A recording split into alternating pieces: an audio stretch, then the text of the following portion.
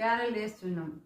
గారెలు కావాల్సిన ఐటమ్స్ నువ్వులు, పుట్నాలు, పల్లీలు, కొత్తిమీర, ఉల్లాకు, కరివేపాకు, కారపొడి, సరిపడా ఉప్పు వేసుకోవాలి. కొంచెం చిటికెడంతా పసుపు వేసుకోవాలి.